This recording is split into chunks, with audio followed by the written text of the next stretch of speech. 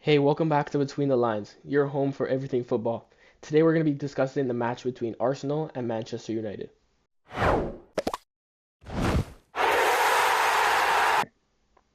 So yeah, I think Arsenal played not as good as we expected. I honestly was going into the game expecting a good performance. After what we've seen recently, it hasn't been as convincing as I wanted, but I had confidence, Man United, some would say, I don't think it was a lucky game against City, but I think Man United are in good form right now, and I wasn't expecting them to come with as much confidence as they did to the Emirates. And I honestly thought, especially after watching the first 40 minutes, for example, I honestly thought that we were going to control the whole game. But after that, the game started to shift, and you could see they weren't really changing much. They changed a little bit in possession into a three back at times for like about a little bit of time during the middle of the game. And I think some of those kind of changes kind of had a part in the downfall of my team, hmm unfortunately. Um, But Yeah, Ethan, yeah, so to add on that, honestly going into it too, I thought Arsenal would win the game. Going off how they've been this season, they've won most of their big games. They've been convincing in their big matches. But I think obviously after those first 40 minutes too, when they're dominating a game like that and United are struggling with their press, I don't know what shifted their mentality, but they slowly just started pressing more. They were smarter about the areas they were pressing together, and you could tell their intensity just jumped to like a higher degree. And as soon as that happened, it was really hard for Arsenal to maintain the ball.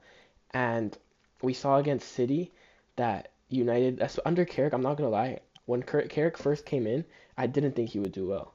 But after watching the City game, he's actually proved me wrong, and he's a very smart coach. And we saw against City, and they did the same thing in the Arsenal game. They defended in a narrow like 4-4-2, and they forced City to play in like the wider areas. And against Arsenal, we know Arsenal like to play wide. They like to use Saka. They like to let their fullbacks overlap, and they like to get crosses into the box. So I didn't think this would work well against Arsenal. But the way they actually did it, the way they were doing their switches out wide, that was actually very smart. And especially Luke Shaw, and he's not the best player. I'll be really be honest. He's not the best player. yeah, But when he was yeah, marking not up Saka, he was giving him no space. And if Saka did get by him, he would either foul him or he would have somebody else there to help him. And doing this like limited the amount of times that Saka could get on the ball. Like I personally don't think Saka's that good of a winger, but I will say that his crossing ability is really good and his decision making is really good. So if you give him that time on the ball, he will provide the service. So yeah, yeah, Sam, if you want to add something. yeah. I just want to say, like United, like obviously they weren't in control of the game, but they defended really well. And with Yeah. Arsenal, it's often the case where like they really will rely on teams to be poor defensively, poor in terms of like duels and stuff to win the game. They often win the game because of a corner. If not, they're winning because and they are the probably the best team in the league right now in terms of quality, shape, tactics. And so Yeah. I think that a lot of teams will go and play in a low block against them, Mhm. even big teams like Man United. But the trick is to defend well, you know. Yeah. Sorry, And could I I think just Man add to United. that before you continue? So when you're talking about the low block, every single team this season has defended against Arsenal in a low block. Even we saw City, not entirely a low block, but even they dropped off. Once they scored, they sat back. Yeah, and so United, yes, they already play in a 4-4-2 and they sit back a little bit. But the one thing about United, when they drop off into their 4-4-2, they're still pressing Arsenal and they're still making sure they don't have space because I know that Carrick going into this game was like if we allow Arsenal with their experienced players to keep the ball for all 90 minutes, it's going to be a really hard game. We're going to get tired, we're going to lose duels, and slowly and surely they'll get their chances. Like we saw, they ended up forcing an own goal, and when you have possession of the ball for that long, it's going to end up happening, even if they can't finish their chances.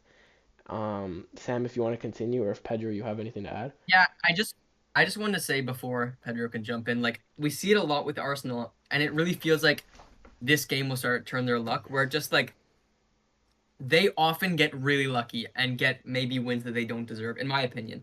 You know, even against like Wolves, for example, two own goals, one from a Yeah, set piece. Like it just, I feel often they get really bailed out based off of chances that they're not really creating. And if that was my team, I would be worried that, yeah, this isn't sustainable to win the league. But I agree. anyway, Pedro, what did you want to say?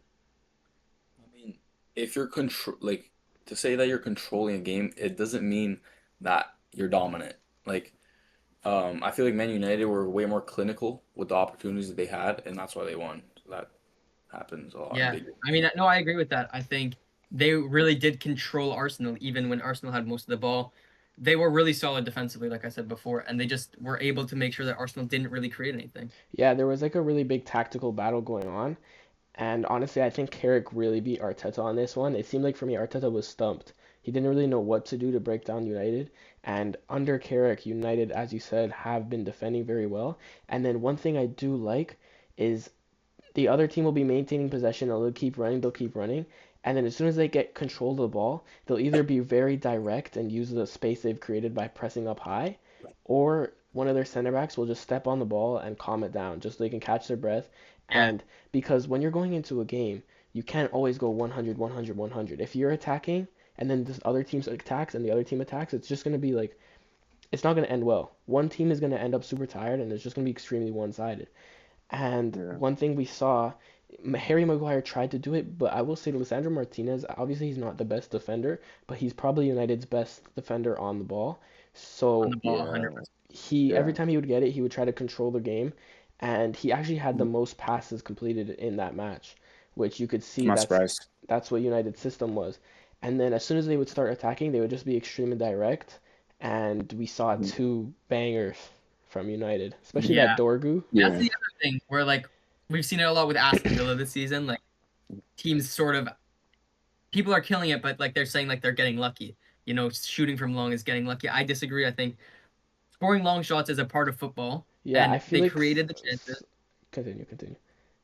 Yeah, I'm just saying they created the chances. They had a few more, and Bomo had a 1v1. Yeah, Um, but I think I'd rather see my team score from long distance, for example, than score from a corner or score a 1v1 obviously. like or a well worked goal. Yeah, but I mean, it's like with Arsenal, it's like they score from a corner a lot. They don't score from distance, but the corners feel like they're not sustainable. But in the end, they've seemed, at least up until this point, the season very sustainable.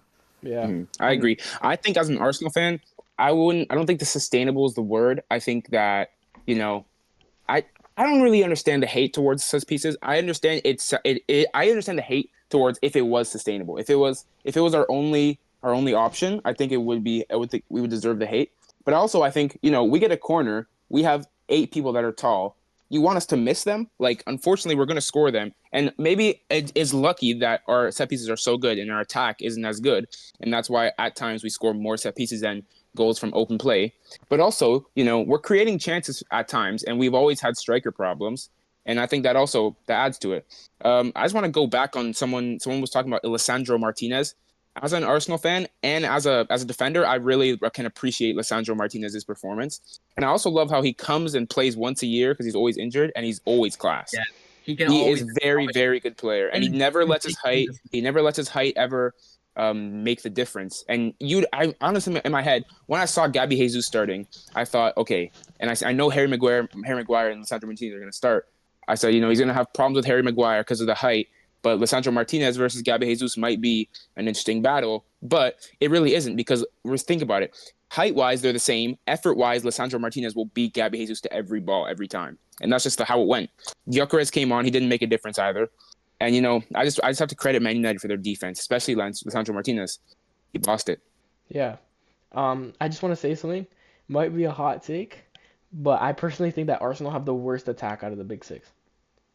I I agree with that, and I think what Man United have done today is give teams a blueprint on how to beat Arsenal for the second half of the season. I think they really just showed that you just have to be structurally good defensively. Obviously, Arsenal have the case where they can rely on set pieces, and it's why teams have struggled to beat them even when they're defending perfectly.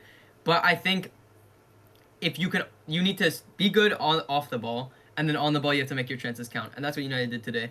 That's what Aston Villa are very good at, and that's I think why Aston Villa were able to beat Arsenal in the first half of the season. I think that should be a blueprint on how to get it. And I speaking on the first half of the season, I've always said Arsenal before February or in the first half of the season is the best team in the world. Nobody will beat them. When it counts, they can't do anything. Yeah, and then to We add, got to a Champions League semifinal. okay, and then what happened? You did dominate that game, but you couldn't take your chances because you guys just I don't know there's pressure, you guys just can't do it. I So there don't was know no what it pressure against is. Madrid. I mean, But like, yeah, it I was a also weak Madrid side. and it's the quarterfinals. I feel like pressure doesn't really get on until the semis. Yeah. I mean, a lot of teams weren't even in the But quarterfinals. I So will No, say, I know that's the I will quarterfinals were. say, as a Barcelona fan, I'm scared if we ever have to face Arsenal because, as we even saw against Inter last season, even in our previous league game, set pieces, like, we cannot deal with them.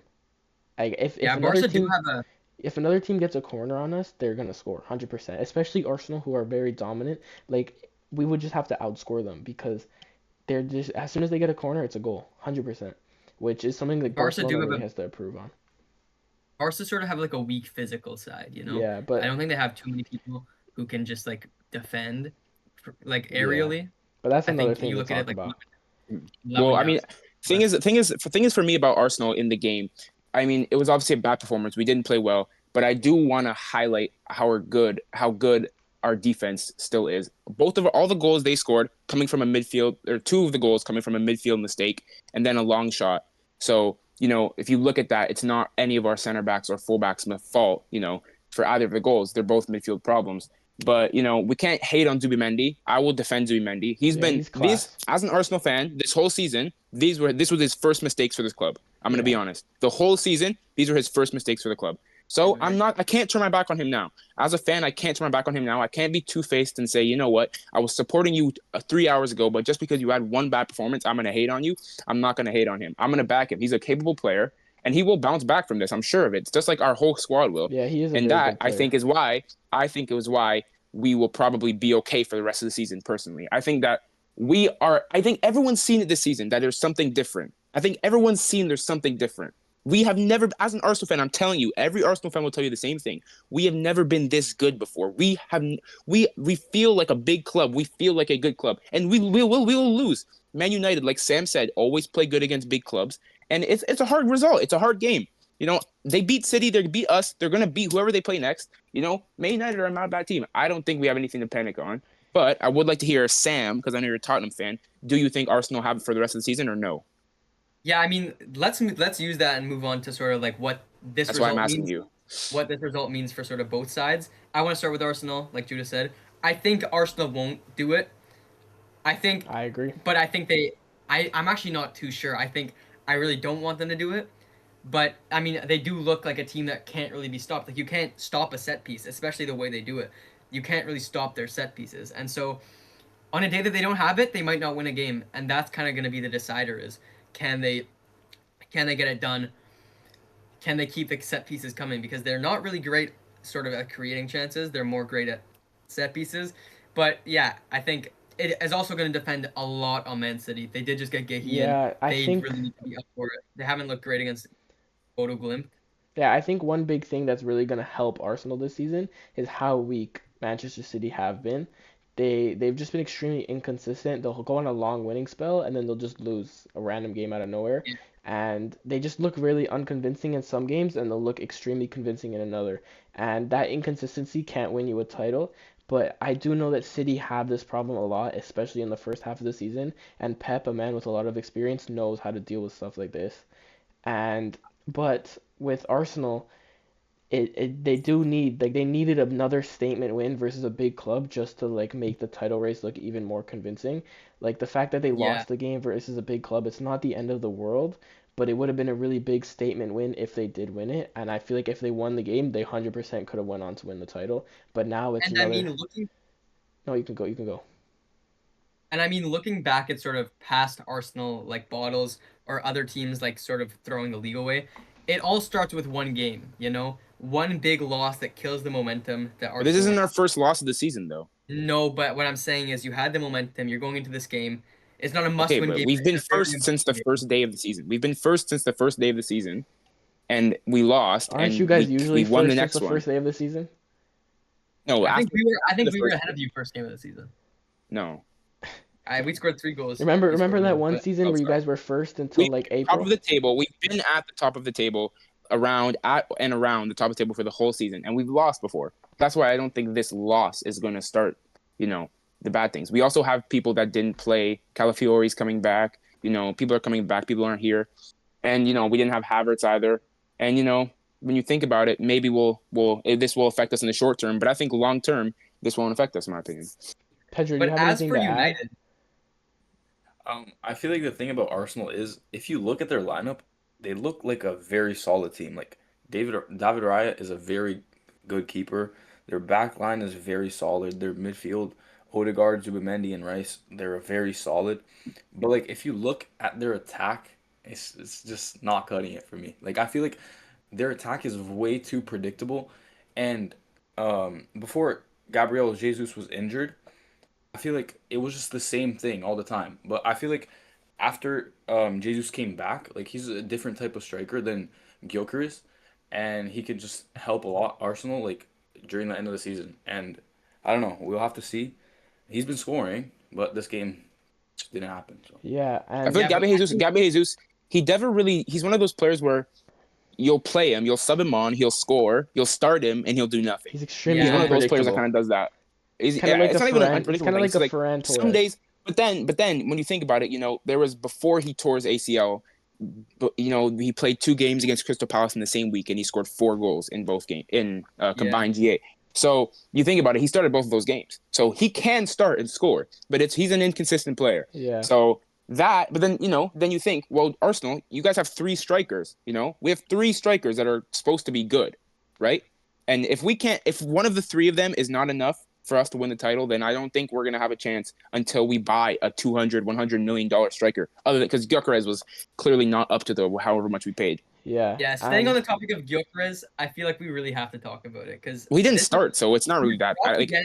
He was dropped again today. He came in for 75 million, and he came on and he just put the quality of Arsenal's team down at least half. Like it yeah, was really he's bad not. yet again. And He's not it. I don't see a, I don't see a way where he really turns this around at all. I think Arsenal are just gonna have to cut their losses and send them off to like Hey, Gilles I Vicente back mean, in the summer. Okay, but respectfully, I think no, strikers aren't going to score every game, and in the last game he scored top I corner. mean, So you know what? As a Barcelona fan, I've seen many players, especially now under Hansi Flick, you can never put them off until it's really off. I'm gonna use an example of Eric Garcia. I remember before I used to be his number one hater. I would see him on the bench. I would see him on the bench, and I wouldn't even want to watch the game just because I seen his name on the bench. And now he's probably our most consistent defender. He can play in CDM, fullback, he'll play center back. He's always dropping like his average is just above. I don't know how to say this. Like his average is higher than everybody else's. So you can Yeah. always expect him to put in a good performance. And consistent. if you look 2 years ago, he was not. Nobody would ever think he was at that level. We sent him out on loan to Girona. So maybe that's what it takes for Gyökeres to get his confidence. Maybe he needs a loan, which obviously bringing somebody in for that much and sending them out on loan, it's not going to look good. But something just to get that confidence or even just that comfort, and Gyökeres could have a chance to bounce back. Mhm. And I Yeah. agree. speaking of, I think no, go. Okay, I think that one thing. This is probably gonna be my last points for about the striker topic and whatever. But I think that striker is one of the only positions where it's really a form thing. Like, and you won't see a certain side of a striker until they hit form. I'm gonna be honest. Like, for example, I could think of so many examples. For example, Lewandowski. He wasn't always good at Barca. He hit his form, and now he's really, really good. Mateta was terrible for Crystal Palace. He randomly one day started hitting form, and now he was in some of the global conversations, getting called up for France. Striker, you really just need to hit form. And if you're a striker and you're not hitting form, people are going to call you terrible, and you deserve to be called terrible. even It's even reasonable. That's Gyökeres your could be only used. job. Even Gyökeres could be used as an example. Like he was a league, Exactly. he was a League One He's player. there. Like and Yeah, then like randomly he went at Sporting and was he was Golden Boot candidate. I think Exactly. the And some thing people is, could say it's a Portuguese league thing, but and I want that's to a add different two things. conversation. I want to add two things. I want to say first that Gyökeres was at Brighton before, and he was like 23, 24 at Brighton. He got sent down to the Championship at Coventry, and he was playing really well there. And then he went to Sporting, and he was also playing really well there. So I think there could also be the question where maybe he's not good enough for the league. And then on the loan topic, I think he's sort of getting up there in age now, and he does rely a lot on physicals like pace, um, strength. And I think that Gyökeres really needs to just they need to either give him time to adapt or cut their losses because they don't have as much time with Gyökeres as Barca did for like Eric Garcia to like give you an example. But Yeah, and well, while we're on the topic of bouncing back, I want to talk about United coming into this game with a new manager. They brought him in, not he's a new manager, and are they gonna be able to bounce back? Obviously, they're in the middle of a rebuild. What does this mean for their rebuild? And are we seeing improvement from United? Are they gonna be back within the next few years? Because I personally think so. I don't know. Yeah, I agree. I think right now United look great. You know, Yeah, you see something new from Carrick. It's like you could tell that this is what was missing. It's not even a togetherness or the like a vibes, it's the consistency. vibe. It's just like it's the vibes. Like you can just it feels so much better when you watch yeah, United it now. just Like feels Gives like people say United. it's United of old. People say it feels like United. It feels Yeah, exactly like United. That's the only way to put it. Michael gives Carrick's come back and he's done a perfect job. He's come back and he's brought the club back to the fans, and that's what you do as a manager. it yeah, gives me such good vibes, and it reminds me so much of Ole, where like that's when you have a manager that's not performing like Ruben Amorim was. Sometimes what the club needs is just a breath of fresh air. I don't know whether they'll keep Carrick because he's been performing great, but like even if he's just an interim, you want to bring in an interim who's a club legend. You know, get the fans happy again, get the fans wanting to watch. That's what they did with Ole, and it ended up working. hmm I think they should keep him. He's been Yeah, like I I agree. agree. he's been extremely good, and I think if they fit his project, I never thought the three back was gonna work good when Amarin came in, and I don't know why Terrible he was idea. doing it, especially playing like Terrible And idea. he never changed it too. Like he just kept it. Yeah. yeah, Never Kept the And he adapted. music. kept And losing. I don't so know I stupid. don't know what's going through his head. He can't use the same tactic at two different teams. You always have to Yeah, adjust to your new club, almost no and You I have to. You predictability. think have to. Carrick's system fits United extremely well. I think the two goals they scored against Arsenal were extremely United. Like when you see a long shot like that, you think of United. You think of Wayne Rooney. Yeah, You think of Ronaldo at Ronaldo, United. You think of those kinds of goals. players. And I don't know. I just feel like yes, they could bring a new manager in, but if Carrick performs for the rest of the season, why not stick with him? Why not see what he can bring to you?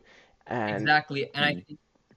I do feel like we no could keep going. see United in even possibly the Champions League next season, and within the next 5 years, like being a world-class team because they do have the money to support it. Honestly, some of their Mhm. players do have quality, which a lot of people like undervalue them. And I'm just gonna say like Kobe Mainu, some people underrate him, some people overrate him, but I do feel like he has a lot of potential. Even somebody like Harry Maguire, obviously he's been hated a lot in the past, but he's an extremely solid defender. And I just feel like if United and their board really see this through, they could be on top again in the next 5 years. Mhm. I agree. Yeah, I think that Kobe Mainu is an excellent player, Yeah, and it really shows you how bad of a manager Ruben Amorim was. yeah. I mean, how do you make this team look that bad? hmm I'm so confused. Like, yeah. it just makes him seem like such an idiot in my head. Like, you get a new manager who like seems like he doesn't have much experience, seems like he has no clue how to do with a squad, and then he just comes in and he instantly has it. Yeah. Like, I feel like that has to say something about Amorim. Yeah, and it also like I want to look at a few things with United, but first up I want to look at like their actual squad level. Like it is worth remembering like they really I don't think can be stopped. I think they finished 15th. They lost the champion or they lost the Europa League final to Spurs. They didn't get a single they were in no competition. They weren't in a European competition. Like they didn't have any pull apart from the fact that oh we're United, and they were still able to get Mateus Cunha, who hasn't been the best, but obviously he came in crazy today. They got Brian Mbeumo, who was probably one of the best right wingers, one of the most wanted right wingers on the market at the time, and they were really able to just put their money where their mouth is and just get the players in. And I think that they got So true. Sesko too, like who was another young striker who was one of the more popular ones on the market. They were just able to just show like it doesn't matter how bad we are, we're still united. And I hmm think that's the thing where I just don't see them falling off anytime soon. Yeah, and I want to add I to agree. that. So if you watched our last video, we were actually talking about United and some of the players they should bring in. And I just feel like if they strengthen in the right positions, I think we said we United need new fullbacks, which I do agree. I don't think Luke Shaw and who played right back today, Dallo. Diogo Dallo, yeah. I don't think those are two fullbacks that can bring you to that top level. And I also believe one person that should leave United immediately is Manuel Ugarte. He has not been up to it this Oh season. my goodness. Oh, and I think the player we said to replace him was Ruben Neves. And I think he would fit in this team really well, especially with the pressing and their defensive, like new defensive identity. I feel like he would work really well, especially and also Casemiro's leaving at the end of the season. So He's such a United coded player for me, yeah, Neves. I He don't know. is. He Something just is. calls out. And it's also like the vibe of the transfer too. He'll be cheap from Saudi, but he's got crazy wages. That's like the United pay crazy wages. So Yeah. I don't know, something about that vibe's crazy for me. Actually, Sounds But right. I'm but I so want curious. So curious. Sorry, I'm so curious to see where Casemiro is gonna go because he's definitely going to the World Cup. He's gonna Brazilian play the league. World Cup. I think Brazilian Brazilian He's league. league. gonna play the World Cup. I Maybe don't know like Botafogo. because Mate, he'll be at Gremio. Santos, bro. I feel like Gremio or something. Hmm Bro, I because don't know anything about the Brazilian league, so I'm not even gonna say it. I'm not even gonna say it to you. I don't know because he's definitely starting for us in the World Cup because he's so important. He's very Definitely good. starting for Brazil. Yeah, I don't sure. maybe. Yeah, Yeah, because Brazil do have a weak squad, to be honest. Yeah, and that DM spot is like probably like the No, worst team. I think Bruno Guimaraes will start over him. I think. Yeah. they start Yeah. together. They both start They together. play 4-2-3-1, Okay. no? I can't say too much. I don't really watch the Brazilian league like that. Yeah. But I want to also talk about United on sort of just sort of like to be a little bit more critical of them. I think they are also in a position where they only have the league right now. So I want to say like tread lightly with your expectations because again we've seen Carrick in 2 games, 2 of their biggest games of the season, Arsenal and Man City, and they performed excellently in both of them. But even United under Amorim performed really well in big games. So But they never looked this good. They'd yeah, look good. no, They never looked They'd this look good. They good. never looked this. it looks ridiculous, but I They want to never say looked this good. that it is in the Man United way to drop points against small teams and win against big teams. So I want to keep my expectations open. Hopefully they'll keep playing good football, but I do want to see that. And as for obviously this as well, they have a really good squad, but their squad depth isn't excellent. And I think when it comes to the fact they'll probably qualify for the Champions League, I mean this year they can only play a maximum of 40 games. They got out in their first game of the FA Cup, no European football, and first round of the Carabao Cup to Grimsby. Like I think there's parts of that where it's better for their injury squad, and it's better for like their squad in terms of injuries, and it's better for the fact that they can have one full week to focus on every game. They're playing one game a week. Mhm. So I think as well they should at least look at sort of improving their squad depth because I think it won't be this easy next year, and I feel like that's a mistake that they could make where oh look how good we did this year, let's just improve the first team, sell players we don't need. But I feel like they could really make that mistake. I hope they don't. Yeah, and on the note of like all of that, I feel like something like we should talk about the mentality that both teams had going into this game. Like Arsenal on the top of the table, they need something to prove that they can see this through and they can win this league and they are the favorites. Well, United on the other hand need a win here to prove that they are coming back and they are going to be a top team soon and they can compete at that level. So I think the mentality really affected it, but I do think as we've seen Arsenal has happened before, when they're at the top, they tend to get comfortable. And I think going into this game, Arsenal were way too comfortable. And we saw it I because as agree. soon as United stepped up their intensity, Arsenal just looked out of place. And they pressed Arsenal up high, and it resulted in 2 mistakes, which ended in 2 goals. And I think the mentality just really affected the match. I agree. I think Arsenal's mentality, like you said, I think it was very much like we're first, we're confident, we are very cocky, I feel, and arrogant. But also I feel like it kind of was blown out of proportion, like you said. Like I think we should probably not have been as comfortable. And I agree, the last 4 years we always seemed comfortable and then we bottle it. But Yeah. we're praying not for a bottle on I'm praying not for a bottle. Yeah. But I think that I think most of us are I agree. for a ball, actually. Some people are hoping for a bottle. I'm personally not, but I don't think it's happening. I don't think there's going to be a bottle to pray for. I don't think that's even on the cards at all. 4 points. It's Yeah. close. Would you rather want a Premier League or a Champions League? As an Arsenal fan, Yeah. Champions League, 100%. right now Champions League, yeah, because that would prove that we're the best team in the world. And Arsenal have never But won a if we Champions win, League. when we win this Premier League, we're gonna only be the best team in England. So Even we still just have for to- even just for their legacy, like they've never won a European trophy before. Yeah. And that's but we're confidently, casually the best team in England. Like as Sam said earlier, or someone said I it. do Like think Arsenal are a Yeah. world-class team. They're 100% one of the best teams in the world, and you can't put them down. I just think that sometimes, as I mentioned earlier, their mentality can be off, and sometimes they may not perform Mhm. 100%. But I Yeah. believe in some games where they may not be the favorites. Like I Mhm. was rewatching a game from last season, the UCL game between PSG and Arsenal. Arsenal dominated that match. They just couldn't finish. Yeah, second leg. They weren't composed in front of the net, and PSG were. That's simply how it Mhm. That's ended. what they were. That's what they were missing. They were missing a killer striker who could finish tough chances to bring them Yeah, to the next level. And they and tried with York, it didn't work. that's what they were thinking Mhm. Gyökeres would bring. He was the top scorer in all of Europe. But I Mhm. just feel like the scoreline of that game did not represent it. But that can lead us into our next thing, which did the scoreline of this game, the United Arsenal game, represent the game itself, or was it closer than it should be, or was it maybe should have been a draw? I mean, I think a 3-2 scoreline represented exactly what this game was. It was exciting end to end, late winner. In my opinion, it was one of the games of the season. I think just in terms of even just the quality of the goals that were scored, man. Yeah. Maybe just on United's side, but look at those two final ones. We saw Dorgu absolutely smash it, and then Cunha just bend it in. Like I don't know. It was something about that game just really like Mhm. was just really good. I think that the scoreline, I think it does represent it well. I think it does represent it pretty well. I think it doesn't. You don't see enough of how good we were in the first half. I think like we should have scored more than we did. We scored one, and we should have scored more than that. We should have scored at least two, or even three. And that's why I think when we only lost by one, so it seems fine. But at home, we don't want to lose 3-2 to Man United. We don't want to lose 3-2 to anyone. So I think that the scoreline is partially represented correctly, but also it could have been 3-3. Frankly put. Yeah, and Arsenal Yeah. could have won that game. The chances were there. Exactly. Or I think the opportunities were there. They didn't really create too much chances. Yet again, they didn't really create enough, but they had the opportunities to create, if you know what I'm saying. Yeah. Yeah, and as we're talking about creating, we could also talk about some of the key players in the match. Who Yeah, were the players that maybe helped their team, and who were the players that maybe pulled their team back down and held them back?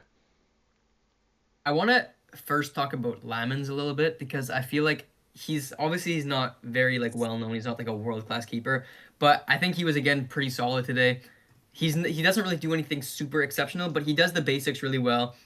Got put in a lot of like awkward, I guess, positions, places to catch the ball, stuff like that, and I think he did everything he was supposed to really well. So apart from that corner where I think maybe he could have gotten something on it, I think he was quite good today. Um, and then I want to give maybe one more shout, and it's to Dorgu because I think he was just again excellent. Yeah, his I goal looked think like something out of he's FIFA. really, yeah, I mean it was crazy. He's really looking more and more like a winger, and it just shows again Ruben Amorim's misprofiling of this squad. I think he was starting to play Dorgu towards the wing at the end, but I think Dorgu's clearly a winger. He was brought in to Yeah. play left back or left wing back, but he's not defensive. He's a guy who needs to get up front. People are calling it a Gareth Bale arc, but I think he's really what they need. I feel like I wouldn't replace him personally. Yeah. I agree. For Pedro? me, a couple of. Oh, sorry. Pedro can go. Oh, it's fine. Your talk. Okay. For me, so for one player, I'll go one player for each. For Arsenal, I can go on hours about our team, but one player I'll highlight is Hincapié. I feel like there's a very big common misconception about Piero Hincapié, and I was part of it before we signed him too. I think of Hincapié as a left center back for a team that went undefeated. That's all I think about before he came to Arsenal. But I really, really, really, really, really rate him as a left back. And one thing that really drives his game is his effort. I think his effort and his hunger that he brings to every game is not something you see in the fullback position very often these days. I think that it's more common to have modern fullbacks that are maybe play a little more negative. But I think that, I think Hincapié brings a different, he's a little bit more of a traditional fullback. And I love to see that. And then for Man United, I already said Lisandro Martinez, so I'll just go over Harry Maguire. I think that Harry Maguire, again, people weren't rating him. People obviously haven't rated him in a while. But I think he shows consistency. He shows that there's still a player in there. And he will be on the plane for the World Cup for England. And he should. I think he should. He And deserves I it. think, yeah, he deserves it. And think about it, their center backs are Mark Gahey and John Stones. So Yeah. it's not the hardest to get on that plane. I, And I think Harry Maguire's performance that game was world class. Not world. He's not world class, but it was a top class performance. I think like he just looked super comfortable.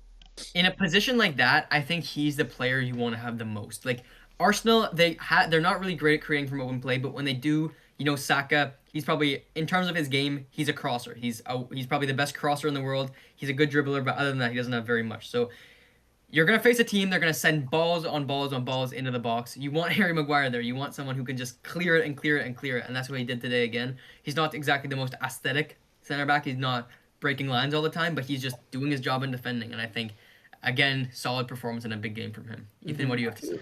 I feel like another player you need to have in these type of like especially World Cup is Casemiro. Casemiro is such like a good defensive anchor that like just he helped Man United so much in this game, especially with Kobe Manu going more up and feeding the attack.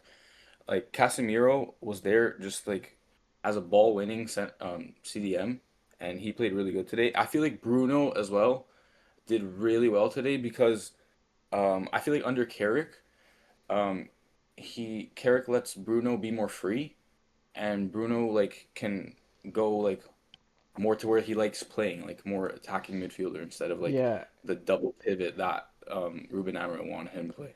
yeah. If I Yeah, if I could add on to that, so going on to the double pivot and allowing Bruno to play, as we saw with Ruben Amorim playing in a 3-4-2-1, we saw that like Bruno was like stuck playing CDM, and if you looked at his heat map, he was always behind the final third.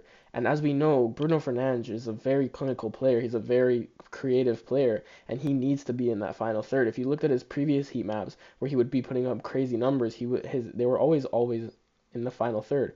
And when he was playing under Ruben Amorim, yes, he could still be creative and create chances for his teammates, but we couldn't see the best version of Bruno Fernandes. And coming in with a Carrick, and as we said before, Amorim didn't change his system. You have to change your system going into a team, and Carrick knew this, so he allowed Bruno to play an attacking midfielder, United's best player. You need to adjust it to your best player, and this allowed him to do what he needs to do and create the chances he needs to create, and we've seen it. It's allowing him to play freely again, allowing him to play to his best ability. And sorry to add something else. You mentioned Saka earlier, and I do want to give Saka his flowers today. He didn't obviously he wasn't the best player, but you're playing against a team that's dropping off and pressing you very high. Something you really need to do when that's happening is just keep putting balls into the box and keep troubling the other team. And as we saw Saka do, even though he had a lot of pressure on him, he was still putting those crosses in and he was still troubling the other team in those zones. There wasn't really anybody to get on the end of them, but at least he had the right idea and he was still doing it, which I said before, Saka is very good at doing that kind of stuff. Yeah, I will every day of the week, every second of the week, I will glaze Bukayo Saka. People love to disrespect Saka. I'm Mikey. not going to watch say him come names. forward. People love to say, Watch okay, him come here's the thing. forward. People love to disrespect Saka, but it goes under the radar how good he's been in his whole career as a player. I He's do proven think himself. I don't care what anyone says. He's proven himself in every stage. He's gone to the Champions League and proved himself. He's gone to the Euros and proved himself. He's proved himself a lot of the times he plays for England. He proves himself a lot of the time he plays for Arsenal. And just because he's having a bad season, I still think obviously some people think he's not young, but I think he's still young. I think he's still got it. hmm I One mean, thing about that I want to say quickly, is that I think with young players, like I'm excited to see this, and I'm gonna just say this quickly, like players are starting like their careers so much younger at the professional level, so I just want to see like how old they can go, if that's what I'm saying. yeah, I see what you're saying. Like somebody like It Lamine could go long. Yamal, for example. Like how It can Yeah, long go where is they his longer. career gonna be? not short in terms of And no like one, no one Yeah. ever thinks about that. You're right. That's a If you great look, point if because you look no at one really thinks about Yeah, because if you look at a lot of players that started off young, let's look at like Rooney, let's look at R9. They started off so young and they all ended their careers fairly early. Either if it was to it. Yeah. injuries or if it was to another No, Rooney reason. played for a while. He ended, how old was he when he retired? But I think he like really early he dropped off. His level dropped. He went to Yeah. yeah, lower level yeah, clubs, Yeah. which I feel I like would count that as ending your career. Like Ronaldo going to Al Nassr, Miami, or sorry, Messi going to Miami, they were ending their careers. Those were career-ending moves. They're just there to be there, to keep making money, I to mean, keep playing. when you really think about it, like over time, like this isn't really football related, but over time, like the studies and like the health and stuff over time has gotten better over the years. So if you think about it, if someone was supposed to play till they're 37, 35 or whatever, in 1980s and in the 2000s, in the 2000s, versus now when sports medicine is at its peak. I think people could keep playing for way longer. I think that people could keep playing, and with what people have, I think people could keep playing to a higher ability for a longer amount of time. And I think that's just like Yeah, like common sense. Modric. I feel Yeah, that's exactly. that's something you can use to like compare players from like the past and now. Like now, players have so much more resources than like Yeah. medicine and like everything to like become a better player. Like back then, they had nothing. Yeah, but that still Like with means no they're a serious better player injuries, now. what's stopping Lamine Yamal from playing till like 50? Yeah. Yeah, seriously. Like he's 16 Well, he was Wait, so or 16. Ethan, 18 now. what were you gonna say before this? Okay, so you guys were mentioning Judah was mentioning Saka, how people disrespect him a lot. I am one of those people that disrespect him a lot. But I will say he's not a bad player. When I disrespect Saka, I'm not saying he's a bad player. I'm saying there's a lot of wingers that are better than him. He's a great player and he does work very well for Arsenal's system. They just like to get as many crosses as they can. But if you compare him to many, many other wingers, there are a lot of wingers better than him. But that doesn't mean he's a bad player. It doesn't mean he's close to them on level, which I do think some people disrespect Saka and say he doesn't know how to play football at all, which is a lie. Yeah. Hmm. And I think we I agree can with that. I think we can take this into just pick one man of the match for the game, Yeah. For which me, is it would be Dorgu. yeah. I feel like it's kind of hard. I think that when Dorgu had the ball as an Arsenal fan, a lot of the time Dorgu got the ball, I was scared because he looked really convincing. He looked really sharp good. today. He was just so He sharp. looked sharp. For And like he me, looked warm, like hmm for me, I don't have a clear one yet. I want to narrow it down, give some people some honorable mentions. I want to give Lamens an honorable mention, like I said before. Mbomo an honorable mention because Mbomo, him playing striker is so good for the club. He in front of goal just keeps such a cool head, and it's so underrated. Like he's scoring chances and he makes them look easy, but like they're tight angles. That chance against Riot, he showed composure. He took it around him. He didn't have a lot of space, Wait, sorry, and just to interrupt you. You can continue after this. When Mbeumo plays up top, not entirely, but he kind of reminds me of Rafinha. I yeah, don't know he if has you, that sort of ball yeah, striking, finishing stuff, and then he's got minus the pace, minus the pace. yeah. Well, he's quick. Mbeumo's fast. I guess But his goal didn't come from being like played through. Like he got the ball and yeah, was composed in front of yeah, him. like I said, he showed composure. But I want to give it the man of the match. I think we talked about him earlier. I want to give it to Lisandro Martinez. I think he was probably the key point in Man United today. They don't win that game without him. hmm You look at like Dorgu's goal, or you look at Mbomo's goal where he kind of got gifted to him, and then you even look at Cunha's goal, and you think like another player in that position, they're probably gonna they probably have an opportunity to score that. But I think with Lisandro Martinez, he was just changing the game, and I don't see any player being more important than him today. Yeah, Pedro, what do and you think? sorry, Pedro, you can continue right after this. I'll be quick. I think about Lisandro Martinez, a lot of people wouldn't give him the man of match just because of the own goal, but it wasn't his fault at all. Yeah, That's true. so unpredictable, Yeah, especially coming off the volley and already scrappy in the box. Like you Mhm. can't blame him for that own goal at all. And everything else he done 100% makes up for it, and they ended up coming out with the win. So Pedro, you can go now. yeah, I would like to talk about Harry Maguire, how well he played today. He was so calm on the ball. I feel like lots of center backs in a big game like that would just like panic and like just kick it forward. But Maguire was actually like playing it out from the back and like he helped Man United a lot. But I feel like man of the match has to go to Dorgu. He played so well and he was so electric today in that goal. Wow. Yeah. hmm I really like, balanced center back duos, and I feel like Man United, Harry Maguire and Lisandro Martinez on maybe the form. opposite. No, I think it's balanced. I think it's really balanced. I think how short. Okay, think about it. Lisandro Martinez, short, tough, Agile, like passing, agile, build. You want him when in your build up. Aggressive, like slide tackles, crazy stuff. And then Maguire is taller, and he seemed a little calmer. He seemed a he's little calm. calmer. Like Maguire, like obviously Making Lisandro Martinez looks calm, but Lisandro Martinez looks like he has so many ideas that he wants to he's get out.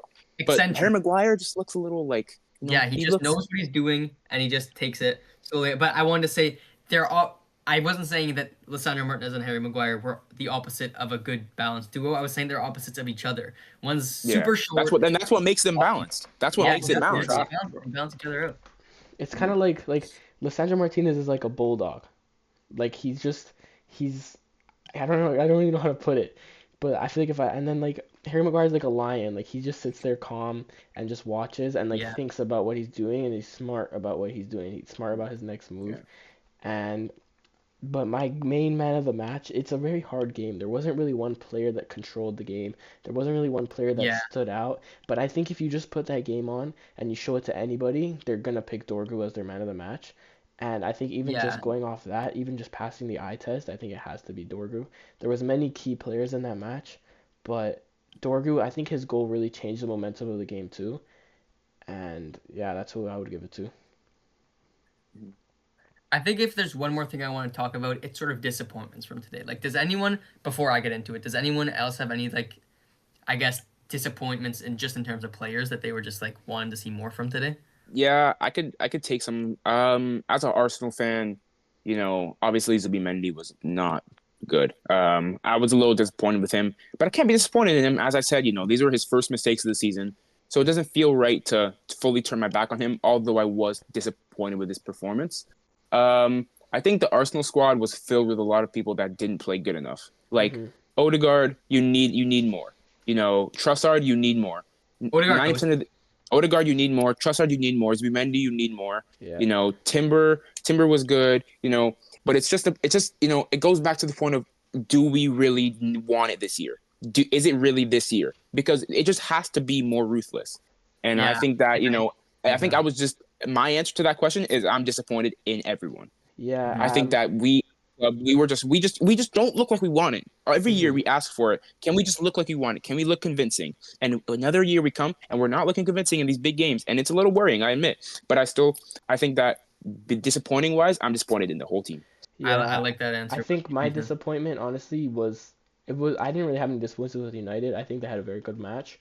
My disappointment wasn't in one player like Judah, but I think it was with Arsenal's midfield. I feel like on defense, Arsenal's midfield was so disconnected, and there was way too many gaps in that midfield, which allowed we saw two goals from the midfield. And that comes from the disconnection where I feel like players weren't in the right positions. I feel like some players were lost. They just weren't in the right mindset today. And I was really disappointed. I feel like I wanted to see more, especially coming from the best defensive team. I really expected more in those kinds of positions. But that was really my disappointment. And obviously Yeah, Zubamendi. yeah. I mean, for me, I think there was just a few Arsenal players today who didn't get involved enough. I have one big sort of topic I want to go off after, but just to be brief with like one thing, it's like I just think a few of their players weren't really involved enough. I think Declan Rice really wasn't involved enough for this game. I think, like you said, Trossard obviously wasn't involved enough, and Zubamendi was involved, but in the wrong way. I think they could have just, it's especially because they were dominating the ball. You would have expected a few more players to maybe try a few more things that looked like they were scared. But I want to talk about one player who came on as a sub today. I want to talk about Eberechi Eze because he he Number one You hater. have to drop it, bro. You have to drop it, bro. he It's snaked generally my sad, bro. he snaked my club, and he scored a hat trick against my club. But I want to talk about the fact that he's been a sub yet again. Most of the games this season, since Odegaard's been back, he's been an unused sub. You would think he did enough to prove himself, like that he can be a starter for Arsenal, and I just don't think he did. I think it's a He move started that our last game, in the Carabao Cup, or sorry, in the FA Cup. against Inter. Oh yeah, in the Champions League, yeah, he did. But I think he really kind of didn't get that Yeah, starting but spot that I I feel like going think going into for. Arsenal, he knew he wouldn't be getting a starting spot, and he still I chose to agree. go there over He'd Spurs. rather go I to agree. he'd He'd rather rather go go to to a a team that's first place than 14th yeah, right he'd now, rather right? go to a world Yeah. class team, and And he's younger than Odegaard, so eventually. yeah, and Yeah, obviously is he he's younger? gonna I think they're think very about close in age. he's gonna think about that going into a club like Arsenal, who already have one of the best attacking midfielders in the league. And Yeah, he also does know that Arsenal sometimes go through injury crises. And when that yeah. does arise, he's going to be having that spot. Mm. And speaking about when does that time arise, I want to finish it off with what do we think about when Arsenal and United play next? What do we think the result's going to be? Arsenal have been ruthless in games that they've lost. Look at Aston Villa. I think their fan base, again, people talk about their fan base being cringe. I think they took it super seriously, even if it's not really a real rivalry, it's just Aston Villa. They want to just be ruthless and they just want to win. And I think the players as well approach that game knowing we want to give the fans this win. We know what Aston Villa did last time. And so I think Arsenal will probably bounce back. I think the next time they'll play is going to be next season, but I think Hmm. so much could change. So much could change by then. Players, New project, managers. yeah. But Yeah. yeah, Next time we play them, we should probably win. I think we should win. I think the next time we play them, if it's next season, then next season, depending on how this season goes, I think we'll probably win. Again, long term, I said I think we'll be fine. So I think long term, we'll probably end up being better than them at that point, unless Carrick becomes like one of the best managers, which I'm not sure. I don't know. I can't place my finger on whether I I think could see it Carrick's happening. current work is temporary or not. Because if it's temporary, then after we'll be fine. We'll beat them next time. But if he's Hmm. going to become the next manager for the next long time, then we're probably going to lose to them. So we kind of have to think about next season how both of the squads will evolve over time. But I think if we play them next, I think we know we can't lose again. It's simple as that. So I think we will Yeah, win. I think like going into next season, if United do decide to sign a new coach, whoever the new coach is should definitely use what Carrick has created and has found within the yeah, squad and just sort of agree. build Yeah. off of that. It's kind of like Hmm. what you see it happen in a lot of teams. I'm just going to use Barcelona as an example because I always do watch Barcelona. Hansi Flick came in and kind of used what Xavi already had and just enhanced it. We still maintain possession, but we're a lot more direct now, and we just look for the open spaces instead of just going side to side, side to side. And I think the new United manager, if they decide to do get one, should look at that defensive game that United have, and their players have the mentality and have like the IQ to play that defensive game and play it well. And that's Yeah. that's what I have to say. Pedro, anything to add on? No, I think we got everything. But I feel like there's two good intern managers that's coming in, like the two different clubs now. There's Carrick and there's Arbeloa. Don't Who? even mention So it. Who? Wait. Didn't they, didn't Wait, didn't who? wait didn't his club lose to a team with that name? Didn't they Arbeloa. lose to a team named Alba. It was like Alba. it was like Albacete. Yeah. Albacete. Albacete. Don't they have like the same name like in his We're first not here to name? talk about Madrid. Yeah, they're not on the same like. Don't No. you Man Madrid United are versus Arsenal does not include yeah Madrid are Madrid in their own any shape or problem. form. Arbeloa Yeah. doesn't come We already close made to a video Carrick. about that. Yeah, go watch that if you want to see it. We didn't mention Go watch that. Arbeloa, Yeah.